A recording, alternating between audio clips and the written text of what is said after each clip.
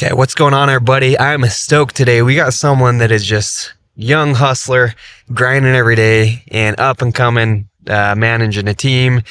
I'm excited to connect with him here, Jam on All podcast. So we got Conrad Seaman. Thanks for coming on the show with us today, my man. Yes, sir. How we doing? Good, man. Good. Appreciate you. And we met yesterday, actually, but we're doing a little workout with one of the goats of the industry, Ashton Buswell. Big Buzz. And he's doing cardio, just doing sprints on these treadmills, stair steppers, all this. And you're joining him. And after he's like, yo, you got to get this Conrad guy on the podcast. He's a hustler. He's legit. So I'm like, all right, say less. Let's make it happen. Heck yeah, man. I'm glad to be here, man. I really appreciate it. Yeah. No, it'll be good, man. And I think I like getting like young guys out. I feel old now. It's like you're 21, right? Yeah. Okay. So I just turned 30, and I see Dude, you're looking good for 30, man. Thank you. Yes, sir. Like I try, but no, I see like what you and some of these guys are doing at like such a young age, and I'm like, man, if I could have been on that level when I was 21, 22, 23, it's like I can't even imagine where I'd be at age 30. So I got respect for you guys, and yeah, that's what we're going to talk about today, is just like how you've been able to build a team. I know you're managing like a blitzing squad and all that, which is pretty unique too. I think we've talked with a lot of guys that do that. Mm-hmm. So yeah, man, do you want to give us just kind of like your background? I know you got a pretty cool story. Kind of rags to riches type thing. Yeah. Been through some obstacles. So yeah, tell us like your background and let's hear it. Yeah. So the background, like the general synopsis of like my background in solar is I started in September of 2021. And I was a setter for 2 years. I got brought on to the industry by a guy named Justin Eisworth. Shout out to Mr. Salesworth, big dog in the house. Okay, that's my boy. I love him to death. And when I initially got in, I was really lost. I didn't really know where I was going, but over time I've just kind of developed into this being my path, and this has kind of become like a serious passion of mine. And now I'm really just thriving. And I like to say what Deshaun Bryant says, the Roof Hustlers guy. Okay. He said, I do the reaping, God does the sowing. And so that's how I feel it's working right now. It's just like, it's definitely couldn't have happened on my own. God's definitely been putting me in some really good places lately. Yeah. Before the solar industry though, definitely have some funny little stories I can get into. But to start it off, basically when I was growing up, pretty divided household. Okay. Several step parents, never really got too close to my mom or my dad because of that, because they were kind of just doing their own things. Okay. And then when I turned 14, my mom got some serious heart problems to where she needed to get a lot of heart surgeries put in place. And that kind of sent me down like a mental spiral. Just emotionally, I just kind of disconnected from the world. Okay. And started rejecting a lot of just like social norms. And so I stopped going to school, started hanging out with the wrong crowds, got into selling drugs, and then got in trouble. Bless you. Thank you. Sorry. Yeah. Got in trouble with the law a couple times. Did arbitration, and then I did probation, and just kept getting caught for the same things, either smoking weed or selling weed. Wow. And it got to the point where eventually my house got raided when I was 15. Wow. And it was really funny because when I went to court about it, the judge was like, dude, why are you selling drugs? Like you literally have like profit loss, like spreadsheets on this, like just start a business. And so, I got out from that. I did 90 days. It wasn't anything like, I did like 3 years or anything, but I did 90 days. It was called a evaluation that they did on me. Okay. And then got out from that and tried to stay on the straight and narrow for a couple months. Couldn't really stick to it just because of the people that I was hanging around still. Because I was still loyal to the same friend group. Okay. And then from there, I began selling drugs again. I never got caught for selling the drugs again. I moved a lot smarter on that aspect. But I did get caught with a gun on probation. And so for that, I got 6 months, went and served that up in Columbia, South Carolina. Wow. Okay. Got out from that. And then I needed a job for my probation officer when I first got out because I was on an ankle monitor. Yeah. I heard this was 1099. Yeah. And so it was funny. I kept seeing Justin post these like big check Fridays. I'm like, dude, you're making more money than me and I'm selling drugs. Like I'm risking my life out here, dude. What's going on? Yeah. And so I hit him up. I asked him about it. And at first when he explained the position, I was like, okay, 1099. I can work my own hours.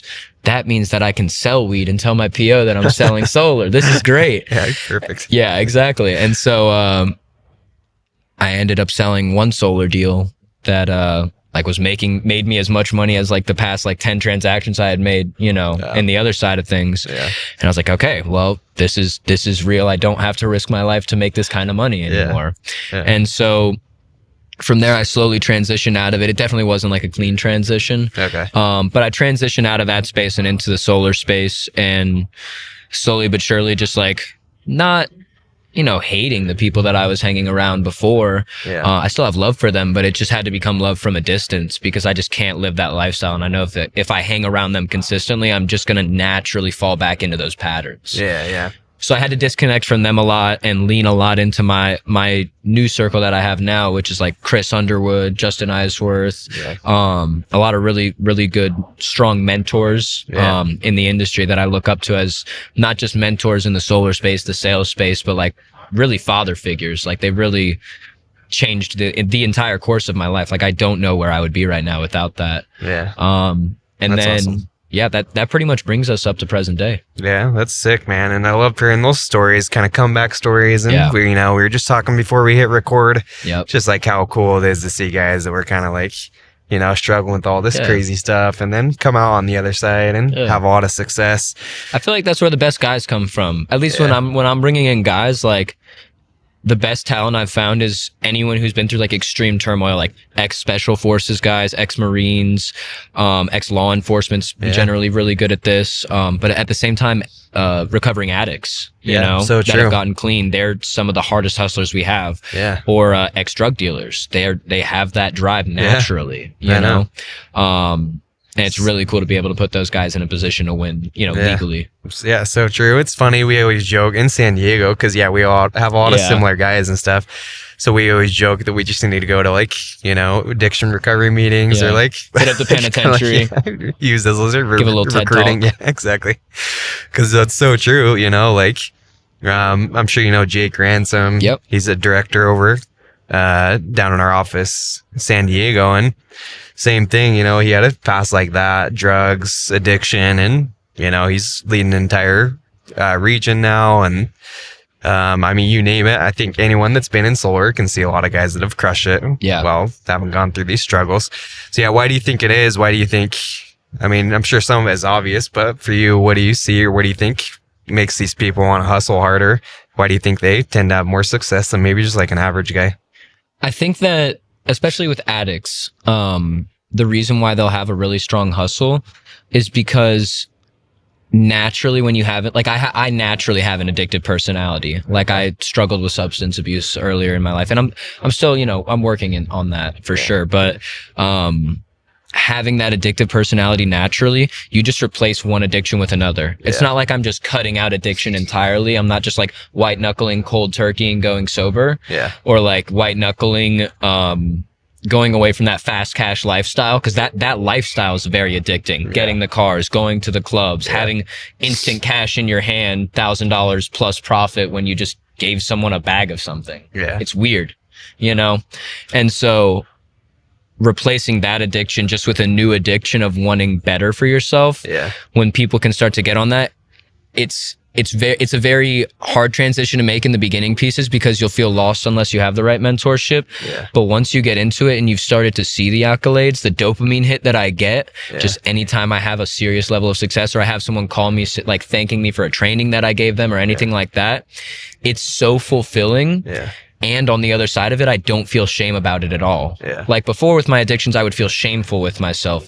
But now that I'm addicted to these positive things, there's no shame attached to it. The addiction's actually healthy for me to have. And I think that's why addicts and guys in recovery and guys who have been through serious turmoil, at least on the addiction side, can accelerate a lot faster in this industry. Yeah, that makes sense for sure. Yeah, and so like the other thing I like that you mentioned is just how much the people you're around influences your actions, your success, your decisions, all these things. 100%. And like, it's funny. I was just listening to a podcast with, I forget the dude. He's a UFC fighter. He's from Utah. I'll have to look up his name, but he sure is. Justin would know. I'm sure Justin would know. Yeah. He's not like, he didn't fight on the main card, so he's not like one of the main dudes right now, but he was just, is it Mitch? No, it's not Mitch. Okay. No. I'll look it up. post in the show notes or something here. But yeah, he had a similar thing where he was hanging around the wrong people, and then he got caught just like he was trying to help one of his like, you know, other dudes that was like addicted to these pain meds or whatever they were doing. Mm-hmm. And then just by like being around that guy, he did nothing wrong, but like the guy called and like he's like, just because he wouldn't like do the drugs with him or whatever, the guy like called the cops on him, and then he went back to jail because of it, even though he did nothing wrong. So it's just like crazy, even though maybe you're not necessarily doing something wrong. It's just like once you get in these situations, it's like just putting yourself in a room where your life's at risk. Right. You know, like I have. I won't dive too much into depth on it. I mean, obviously, depending on what questions you have, though. But like, I still have guys that like I'll keep in contact with from a distance because I still have love for them. You know, they put me on game originally. But like, yeah, like some of them are getting like snaked out by their closest homies. Really? You know, and it's like life or death kind of stuff for them right now. And it's like, they make crazy money. Like, don't get me wrong, they make like solar money and shit. But it's like, dude, their life's on the line. Yeah, it's scary when I'm in the same room because I know like shit can literally just pop off at any point. It's not a healthy environment to be in. I'm always have that butterflies in my stomach, constant head pressure, like cold sweats. It's like really anxiety ridden room for me to be in. And so like I just have to like separate myself from those kind of rooms now. Yeah, I bet, man. So yeah, I'm like, I know now you're with way more positive crowd. So for you, like maybe people listening to this, maybe they are with the wrong crowd, because I think that actually holds a lot of people back in solar. 100%. Even if it's not people doing drugs or like whatever this crazy stuff that your past was in, it could be like what I see personally a lot is we get local guys in San Diego where they're still hanging out with like their high school buddies that are just like, you know, playing video games, kind of doing nothing, just working these normal jobs, and like it holds them back just by spending time with this group of guys. Yeah. So for you, how did you like, I don't know, how did you kind of like cut ties with these people and like transition to a better group of people to hang around? Yeah. I don't think you necessarily have to fully cut ties with people unless they're actively wanting bad for you, or they actively don't want what you want for yourself. Like if they have a smaller vision for you than you have for yourself, I wouldn't keep them in your immediate circle. You can keep them as an acquaintance for sure. There's no reason to like, you know, hate or anything or like cut people off, I feel like. Yeah. But all the people in my immediate circle have as big or bigger of a vision for my life than I have for my own life. And they all want to see me succeed regardless of if it's more or less than them. There's no comparison. And I feel the same way towards all of them. Yeah. So being in those groups, the reason why I was able to make that transition was because of a series of conversations I actually had with my dad. Shout out Big Pops.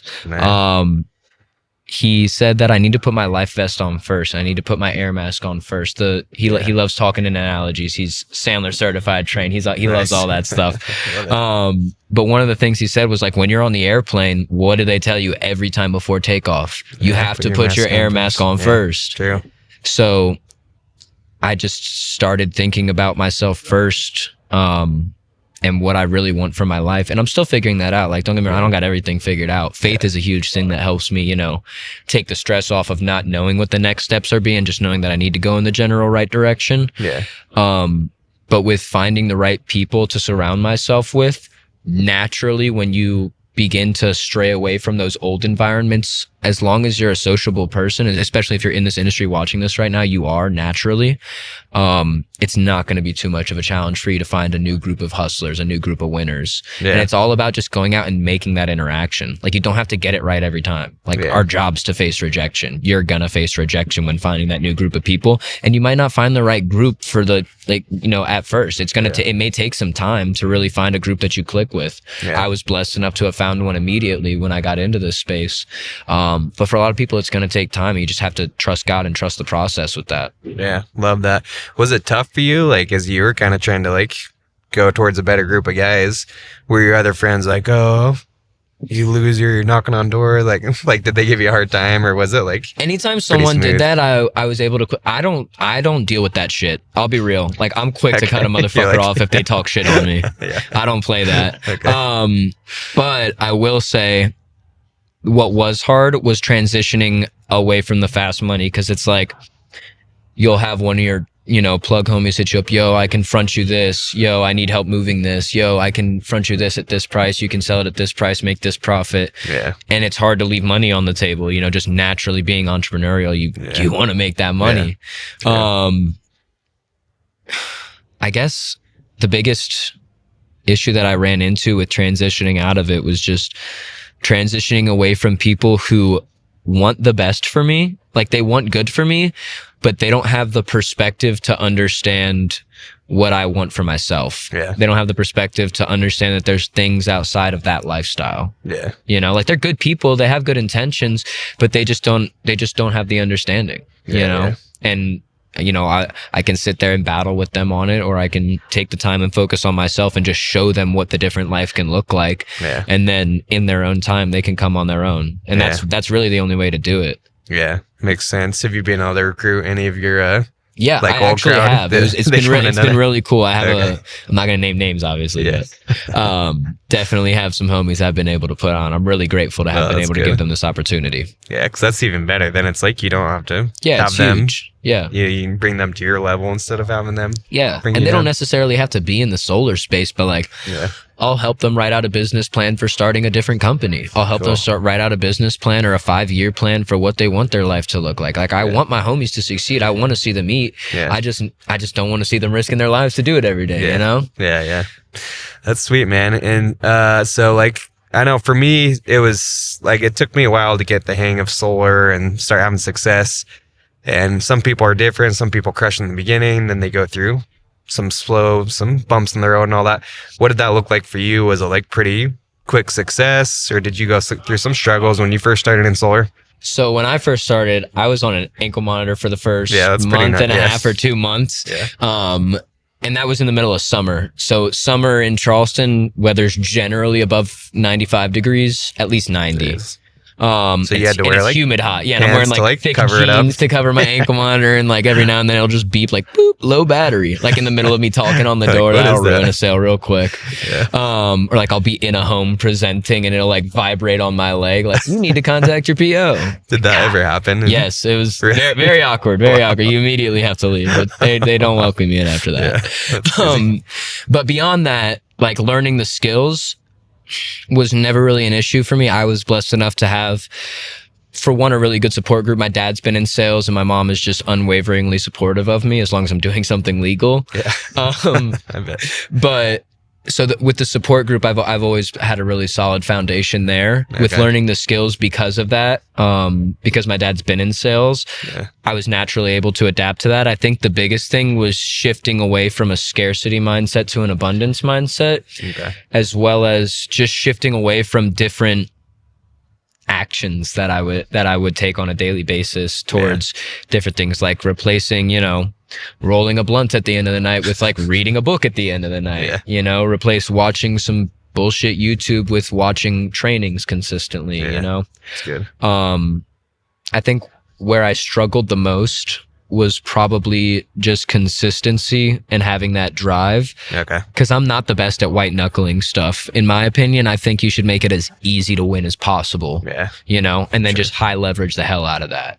But once I was able to figure out how to make the game easy and make the game enjoyable more than anything, that's what really leveled me up when I unlocked all the skill. Like that first 3 to 6 months, obviously you're going to go through like a period of learning the skill. You're going to eat a little bit of shit. That's a given.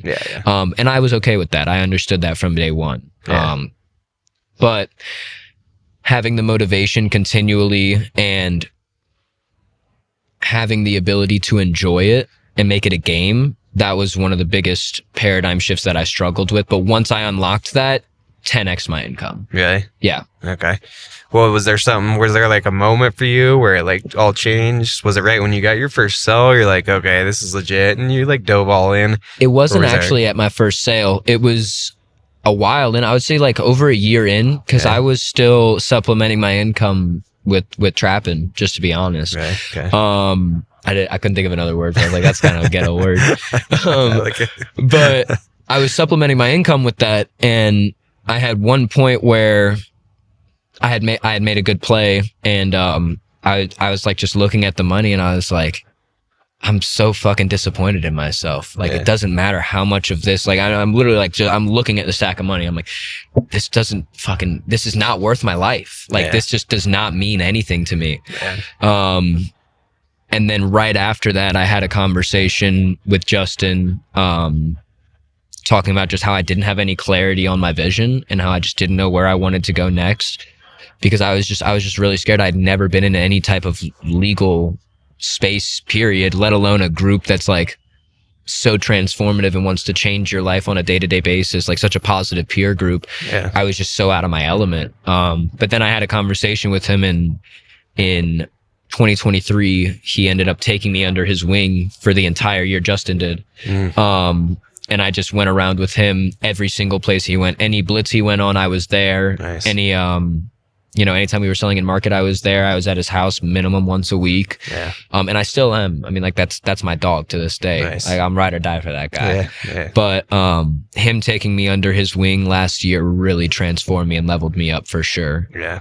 So like so the good. first year when I was in solar, I made like 42 grand. Okay. Not worth it to be in solar for 42 grand. Yeah. And then, easier job. yeah. And then 2022, I made like 48. And then 2023 was when I seriously began to level up. And I was able to put 150 in my pipeline and get paid out about 100. Nice. That's dope, man. Yeah, and that's a huge improvement. Like, you think of any other job, where else can you like double your income, like more than double your income like that? Just by learning the skills. Yeah, and like, I know you're up and coming now, you're running teams and all that, but yeah, look what you said. It's so important to have a good mentor too, someone you can follow in solar. And I see so many guys that maybe they don't have a good mentor too, and I think that's a big reason why people quit in solar, is because they just don't have like a good mentor, a good role model to They don't follow. have clarity. Yeah. They don't know where to go. I mean, it's a very scary game when you don't have someone you can call when you're in that freak out state of like fight or flight. Like, yo, dude, I don't know if I can keep doing this. If you don't have someone to talk you off the ledge, you're going to fall off the ledge. Yeah. You know? Yeah. Yeah. And I'm just thinking out there in you're in South Carolina, right? Okay. And yeah, it's definitely, I mean, 6 figures in South Carolina. That goes a long ways out there, doesn't it? Yeah. Okay. Charleston housing prices are kind of ridiculous, but outside of that, yeah, you can live a nice life. Okay. For sure. Because I'm in San Diego, and that, like, that doesn't go too far in San Diego. Yeah. It's a bit different out there, for sure. Yeah. For one thing, gas prices are like half as much as y'all pay. Yeah, exactly. Yeah. But no, it's good, man. So for you having a good mentor, what are some, I know you said like you went on blitzes with Justin, all that. Is there anything for guys listening to this who they're trying to be like a better mentor for their like mentees, better leader, better manager? What are some things you saw that like Justin helped you with, and maybe things you're doing now for your guys? What do you think helps you a lot, and like learning from him, and what did he do to be a good mentor to you? Yeah, so I'll start high level with like some mindset shifts, and then I'll go into some mechanicals. Okay. Cool. So mindset shift, I'm going to say be the example and be the standard. One thing, because we're at SolarCon right now, if y'all couldn't tell. Andy Elliott was talking, and when he gave his speech, he said that you need to be the leader that you want to see in the industry, and set and raise the standard continually, and be the rabbit that everyone needs to chase. One thing that Chris Underwood had put me onto when I was first starting to get really good into it and really starting to like be at the top of the leaderboards and stuff like that was, I need to continue to be the rabbit that everybody's chasing. Be loud and proud about it. Be the guy. Because if you're a leader on your team, everyone's effort, unless they're just that self-driven hustler, which that's amazing to find, but not everyone's going to be like that. Like, let's face facts. Exactly. They're going to perform about 80% as much as you, like 60 to 80% as much as you. And some of it's based on skills, some of it's based on work ethic.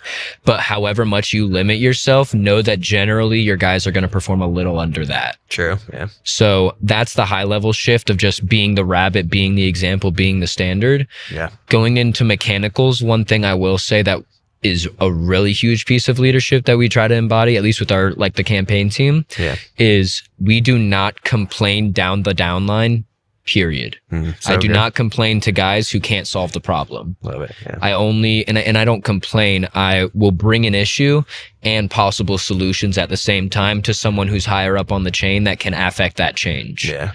Being able to do that, and having sincere candor when you do it, like not pussyfooting around the problem, just genuinely being able to tell exactly how it is directly to someone's face. Yeah. For one, that's a skill you can take with you for life. And for two, it just makes the problems get solved 10 times faster when you don't have to do all the formality shit. Yeah. You know? I love that. Yeah, so good. And yeah, I mean, solar guys love drama. I'm sure you've seen that. So we love it, dude. The solar coaster. Yeah, like we can get caught up in complaining, you know, talking trash. But yeah, it's so important. And I think something that any leader should like really teach their guys too is like, hey, you got problems, like come to me first. We don't need to like infect the whole team with negativity. And like what? That's crazy. You're talking to your setter about this. What's your setter gonna do? Yeah. Is he gonna change the operations behind it? No. Yeah. And is he gonna change the Airbnb we're at? No. Yeah, and is he gonna work harder if you? Yeah, exactly. Like, bro, he's gonna quit with you, bro. Come on. Yeah, exactly. So yeah, so good. Yeah, I love that. For anyone leading a team for sure. And then I know now you're running like a blitz team too. Me and Justin are managing the blitz team. Yeah. Okay, so when did that start? Were you guys blitzing from the beginning since you've been in solar, or when did you guys start doing these blitzes and everything? So we were in the Charleston local office from January until June. And then starting in June, we began the campaign team. And it's a 2 week on, 2 week off blitz model. Okay. We'll go out generally to Illinois because Illinois is just a juice market right now. So yeah, I started in June with the campaign team, the 2 week on, 2 week off model. And then we've continued to do just one blitz a month up until today where we're at now. Okay. Yeah, and like I've done blitzes, but I've never done this whole like 2 week on, 2 week off. So yeah, like how did you adjust to doing the blitzes? Like from working, and a lot of guys in solar just work their markets. Probably, I know guys have all done blitzes, but a lot of guys don't do this 2 week on, 2 week off consistently and all that. So yeah, what type of adjustments? Yeah. What was that like? So there's a lot of trade-offs, like high-level trade-offs with the team. It becomes a much more plug-and-play model, especially since, like, at least with Legacy, we have a ton of install branches. So we have brick-and-mortar backing in any market that we're going to. Yeah. And that gives us a lot of confidence to go out to a new market because we already have a backing there that is established. Yeah. It's very plug-and-play because of, you know, being able to have your Airbnb covered. Okay. So with the plug-and-play model, it's great for the new guys. Yeah. But at the same time, there's definitely a level of burnout that you can get from all that travel. Yeah. And being in management doing it, it's not like I have 2 weeks off when I get home. I'm managing and planning the next blitz and recruiting new guys and making trainings during that off time. Yeah. So being in management in that, there's definitely an increased level of burnout as opposed to just consistently running one house, you know, one in-market team. Makes sense. Okay, go ahead. Yeah. Yeah, but I do like that, especially for new guys, and it makes it so easy. Like, if you have someone that's maybe on the edge about solar, it's like, hey, just come do one of these blitzes, housing's covered, food's covered. Like, just come try it out. Yeah, we'll get you out here, 2 week trial. If you don't perform, we're probably not going to invite you back out, you know? It's almost like a free week trial at the gym or whatever. It's like, hey, just come try it if you hate it. Exactly. So yeah, we're willing to give you a shot. Yeah, super powerful recruiting tool. Yeah, I think we were just talking about like how you structure it now. So you bring in new reps and then that's the model now. It's just like 2 weeks on, 2 weeks off. Yeah. So what we're trying to do is expand to at least 3 teams. 5 teams is the goal by the end of the year. Okay. And what we're going to do is set it up to where there's always at least 1 or 2 teams blitzing. And let's say, you know, you just finished your 2 week blitz. You're like, dude, I still got more in the tank. I'm ready to keep going. Just keep going, dude. Go out with one of the other teams that's on while the A team's off. Go to the B team, you know? And we're trying to create a structure where you can be consistently selling all year long, or you can have 2 weeks on, 2 weeks off. And it's really up to you at that point, you know?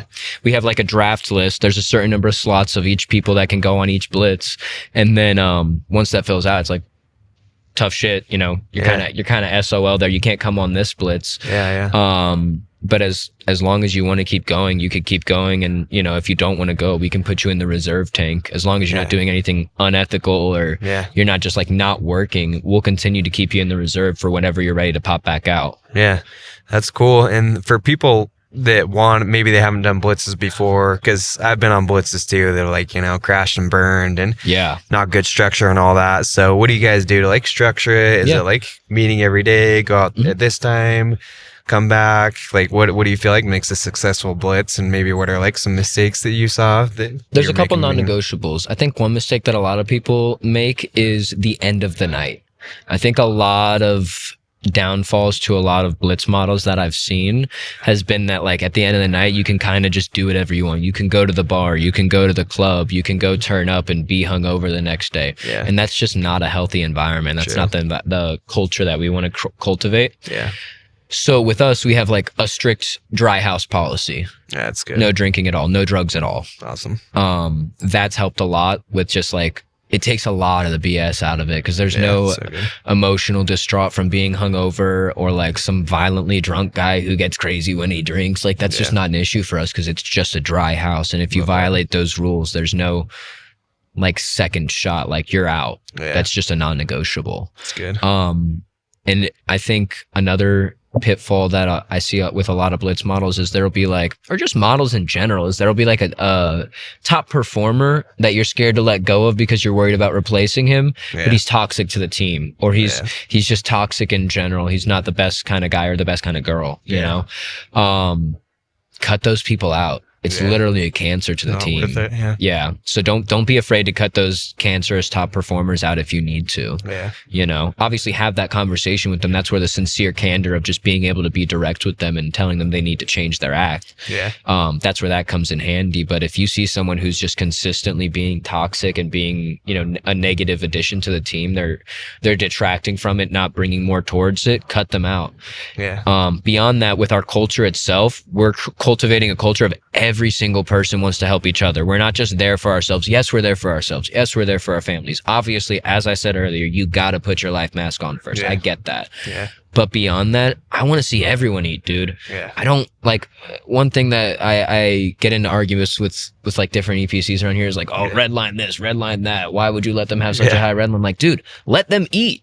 Let everyone eat. I want everyone to eat. I want the installer to eat. I want everyone on my team to eat. I want all my setters to be eating. I want all my closers to be eating. I want everybody to feel the money and the success that you can get from this industry. It's a beautiful thing. And I don't think that it's something that I couldn't keep it to myself. I can't make all that money. It doesn't make sense. You know? So I think that having just an energy of like everyone supports everyone. You see someone down in the corner, maybe they're not talking in the correlations, they're not asking questions, go up to them. Yo, what's going on, bro? Talk to me. What's on your mind? Oh, no, nothing. Dude, no. What's going on? Let's step outside real quick. Having those serious, direct conversations, that's really huge. And having a strict, you know, structured schedule. We all hit the gym together every day. Nice. You know, love that. We have Sunday as a strict day of rest for us religious guys. We'll go to church together. We'll do a little Bible study together at night sometimes. That's sick. Different things like that. It's just naturally you want to do better when you're in a group like that. I love that. And I think it just goes back to having that abundance mindset you're talking about. Cause like, you're not afraid to let go of the toxic guys, even though they're producing. You're just having abundance all around. So so important. And it's tough to sometimes have those conversations, be direct with people. But so how many people do you usually have going on these blitzes? Generally between 10 and 20. Okay. Depends on the size of the market, the size of the team at the time, like how many active reps we have at the time. And just what we think would be the best fit for the market. And also like Airbnbs, one limitation with the blitz model is definitely like, it's definitely Airbnbs. Like there's times where we can't find an affordable spot for a group of 15 guys. So maybe we have to dumb it down to 12 guys or 10 guys, or bring some air mattresses, have some guys sleeping in the living room or something, you know? Like shit happens, you know? I think that overall though, it's definitely a better model than when I was in market. No, that's good. Yeah, I like that. And then what about like meetings? You guys have meetings at like, it's like 10 a.m. Yep. Then you're all going out after that. Yeah, Okay. except for on Saturdays. So Monday to Friday, we'll have our 10 a.m. meeting now that it's daylight savings time. Or is it not daylight savings time, or it is daylight savings time? I think it is daylight savings time Yeah, I now. think it is. I get confused. I don't know. nowadays, The so one whatever. where it's longer. It's longer daylight now. Yeah. Right? Now that we have that, we'll generally do like a meeting at like 10 a.m. Okay. Everyone like, we'll shower, get our breakfast. Everyone will have gone to the gym. They'll done their morning routine. Yeah. Strict, hard start, 10 a.m. Be non-negotiable on those start times. Like if someone isn't, coming out, or like they're still eating their breakfast during that, call them the fuck out. Yo, that's not what we do here. Yeah. That's not how we operate. You need to be ready at this time. Yeah. And then, we'll do that 10 a.m., 10:30 meeting, or 10 to 10:30 meeting, get out on the doors, travel to hood 10:30 to 11. And then you're just knocking 11 to, I generally say, an hour past dark. Okay. And then on Saturdays, we do it a bit different. We'll have like a early morning breakfast at like a Waffle House or something. Okay. And then just straight to the doors 9:30 a.m. because those are early hours on the week. And that's crucial. Money. Yeah. Yeah. I mean, I don't know how many deals I've gotten from sets I've gotten at like 9 to 11 a.m. It's nuts, but only on Saturdays. Yeah, for sure. No, definitely got to take advantage of Solar 100%, Saturday. That's 100%. the day to do it. Yeah. I wish I could knock Sundays, but Sabbath day can't. Yeah. I know. Yeah. So good, man. So yeah, I think those are really good. I've seen so many blitzes gone wrong and people just don't follow these principles. Yeah. It's like guys are showing up like hungover, you know, just. It's like we know what to do. We're just too comfortable to do it. Yeah. Like, it's not like I'm telling these guys that are listening to this, like the guys listening to this are like 20, 30-year-old adults. Like, you know what to do, bro. Yeah. It's not that hard to be successful. You just don't, you're just too comfortable to do it. Yeah. I was talking to the Bill Lowen guy, Caleb, about addictions, and one of the things he said is the only time where you're really going to overcome that addiction and make that transition is when you have an identity shift. You can't just be like, I want to stop and be the same person outside of that. Like, that's not going to work. Yeah. But when you're going to actually have that emotional switch to where you're like, I'm done with this shit, I'm ready to change my life, is when the pain outweighs the pleasure. True. If it's still more pleasurable for you to, fuck off for half the day and go to the bar at night after you finish and drink, and it's not painful enough for you the next day to where it's affecting things, you're not going to change. Yeah. True. And guys got to find their why, it's like, you got to have a bag of whys, man. Yeah.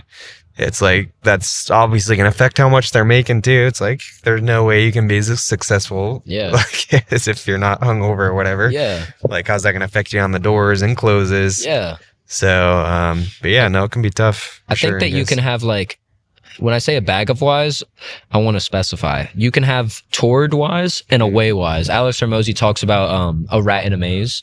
I don't know if you've heard his it's not an analogy, but he just referenced a study that was done on this. Okay. So they put a rat, not in a maze, but they tied his tail to a string and a pressure plate, had him pull on a control test to try to get away from it, and they measured the amount of force he pulled with. Yeah. They put the pheromones of cheese at the end of the tunnel, and he pulled toward the cheese, and then they put the pheromones of a cat behind him and the pheromones of a cheese, and he pulled like 5-10 times harder in general. That's cool. I haven't heard because that. You have something you're pushing towards and something you're running away from. Yeah. And we all have both.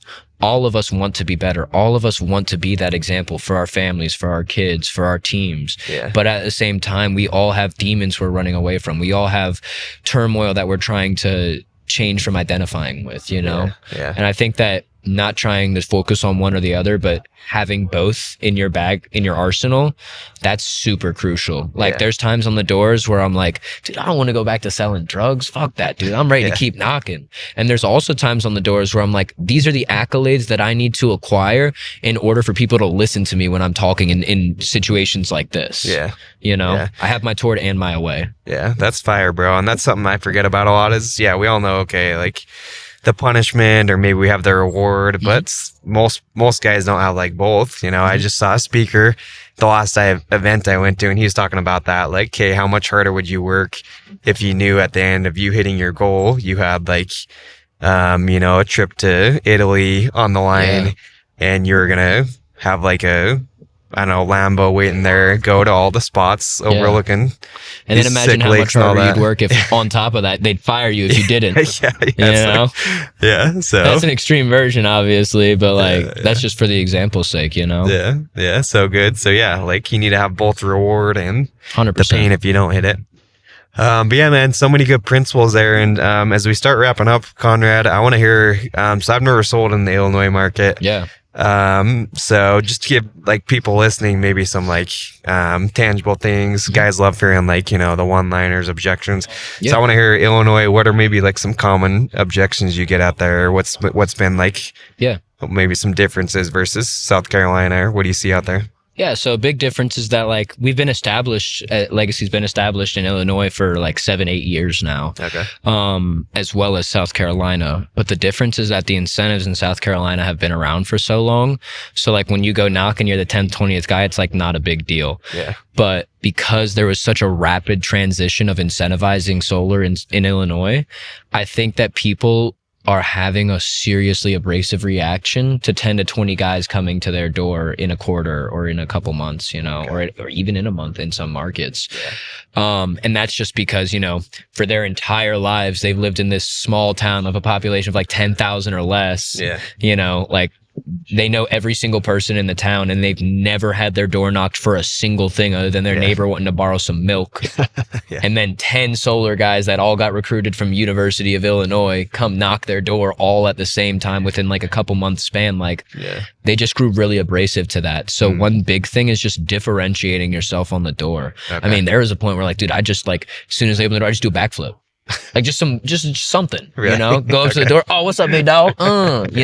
Anything, bro. Just separate yourself. Okay. You gotta show that you're the expert rather than just some college kid, and use that in your pitch. I 100% understand why you're concerned about this or why you're abrasive to it. I would be too if I was in your shoes. Like I get it, dude. There's 10, 20 guys that have come to your door this year, and they've probably never come before, right? No. Do you know why they're coming?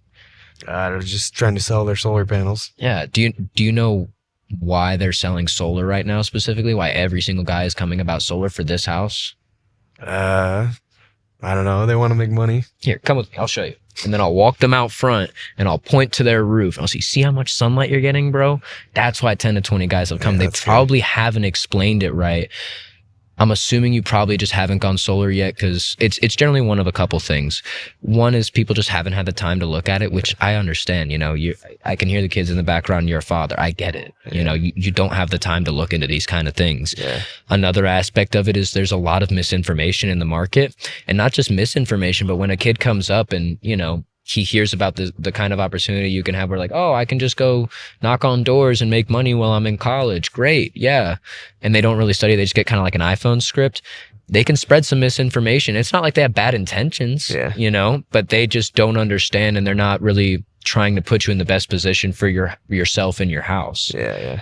They're just trying to make a quick buck, which I get, I respect the hustle, but it makes my job 10 times harder. Yeah. That's weird. I'm giving you like 8 to 10 different versions of things that I can say.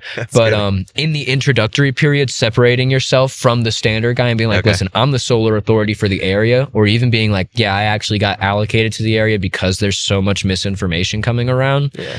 Yeah. Those introductory pieces can be huge. Okay. But I mean, cross market, generally I'll have the same structure to my pitch. I just try to have a conversation because it doesn't matter what I say or how I say it. I was telling you this beforehand. Right. It does not matter what I say. It does not matter how I say it. Frankly, they don't care. Yeah. They really don't care. They don't want to understand how solar works or why it works. Yeah. They just want to feel understood and heard. Yeah. So it's really just about making that human connection with them. Whenever you're listening, don't listen to respond. Listen to understand. Yeah. Take that moment afterward. Even if you know how you're going to respond, take a second. Just sit in that silence of just 100%. Yeah. Yeah, that makes a lot of sense. Another applicable structure that I could say is whenever you're rebuttaling to an objection, again, what you say, how you say doesn't really matter, but the structure that I use is I agree with them. Not necessarily agree, but I empathize with them. Like if like they say something that's like I know isn't true, like, oh, what if the sun goes away or some stupid shit? Like I can emphasize like 100%. I can understand why you'd have that concern. Yeah. You don't know the industry. I get it. Like for us, it's funny because we've done this for years, but it's like for some 80-year-old woman who's never looked into this, like things like that can be a serious concern for her. The same way as like someone who's been homeless and rich girl whose dad didn't show up to her ballet recital can have the same level of pain about different things, you know? Good. So telling them that you understand, making them feel heard and feel understood. And then sometimes if it's an in-depth question, I'll repeat back to them what they said with a bit different phrasing just to make sure that they know that I've understood it. Okay. After I tell them that I understand, I don't necessarily just give them an instant rebuttal. If I'm on the doorstep and it's an in-depth question that I'd really like to cover while I'm at their dinner table, or if I have another closer, that's a perfect time to just transition into getting the bill and setting the appointment. Honestly, man, I don't want to give you the wrong info. I'll tell you what though, let me get you in contact with my supervisor. He's like the solar encyclopedia. Like it's actually like kind of weird. It's kind of weird how much he knows about solar. Like he just like, we'll be at dinner. I'll be like, dude, can we just like talk about anything else? Like, holy shit, dude. But he knows every single thing about this. He could definitely answer that question. I'll write that down for you. Write down any other questions you have. He'll be finished up with the neighbor in about an hour. He can swing by and explain all that to you. Love it. Yeah. So that's a great transition. But beyond that, understood and then question, or sorry, understood and then rebuttal and then question. Yeah. So I understand 100% what you're saying, man. It works a bit differently now. I can't dive too much into specifics without learning more about your situation. And then XYZ question about what they said. Yeah. So good. Yeah. And that's something I see over and over and over is people just try to like rebuttal everything, overcome everything. They don't care, dude. And it's like, yeah, especially if someone's busy, it's like, then, you know, just set up the appointment, come back, and then you're at the kitchen table. Much easier to overcome these things. Most of the time, their objection is not an objection. It's just a smokescreen anyway. Yeah, like, that's not actually what they care about. Like, that's not their genuine concern. Yeah. 100%. And then another thing is that Jeremy Minor, from his talk last night that I'm going to start implementing more intentionally. I do it now. I didn't realize that that's what it was called, but it's called mismatching, where like, rather than being like, dude, this could save you $1,000 a year over the next 10 years, like, well, 10 grand in 10 years, like that's not that much. But if you're like, you know, it could save you a little bit of money, like, I don't know, like 10, 11 grand over the next decade. I mean, for a house like this, that's probably not going to affect much. Yeah. And then just like you said, you know, they'll generally have a different response. Like, dude, $1 saved is $1 earned. Like, let me see that. You know, just mismatching the energy of what the norm is in the industry. Yeah. Yeah. It's so good. And especially in saturated areas, you got to be different. You got to differentiate yourself. I've never tried. Human. Yeah. I've never tried the backflip method, doing a backflip. I'm going to have to try that one. One time back in summer of 2023, I had a buddy of mine, like, we would throw water balloons at each other. Okay. Because we were just down in Charleston, like 100 plus degrees. Like, dude, I don't care. Dude, soak my shirt. I do not care. And we just had, like, or like we'd have like neighborhood kids run up to us and throw water balloons at us. Like, oh, what the heck was that? You know, dude, do it, dude. Give them like $5-10. When I go knock this next door, throw water balloons at me if they answer. Yeah. They'll do it. The kids. Yeah. That's awesome. Yeah, man. Yeah. Well, so many good things in here, Conrad. And I'm super impressed with how far, you know, like I said, I wish I would have done half these things when I was 21, knowing all, what you know, and been able to have the opportunities to lead the way you've been able to lead other people. And so if people want to reach out to you more, maybe come on one of your blitzes, what's the best way to get in touch with you? Yeah. So if you want to get in contact with me, I'd say the best way to get in contact, by the way, I appreciate the shout out, man. I really do. 100%. My Instagram is travel.train.sell. Yeah, traditional spelling for all I was going to spell it. I was like, they know how to spell that. Hopefully. Hopefully. We're not the brightest. Yeah. Solar guys aren't the brightest, but yeah, we'll figure it out. That's the best way to get in contact with me. That's where I post information on when the next blitzes are going to be, just different content. I also have like fitness content on there. If you're getting into fitness, I can definitely give everyone some tips and tricks on that. I'm starting to like really get passionate about that and learn about that industry. But I would say definitely contacting me on Instagram, travel.train.sell. Awesome. Yeah, so go hit Conrad up. Consider going on one of the next blitzes. I might have to go join you out there, dude, man. 100%. Sounds like a blast. Have you out there. Solarpreneur, Illinois Blitz or something. So man, appreciate you coming on today. And then last question for any maybe struggling rep or someone that's like hitting road bumps, not sure if they can continue any longer. What would you say to that rep, or any advice you give to maybe someone struggling in solar right now? I don't want to just give the first thing that comes to mind. I want to really figure it out. I would say if I had to give like one do or die piece of advice is just expand your time horizon.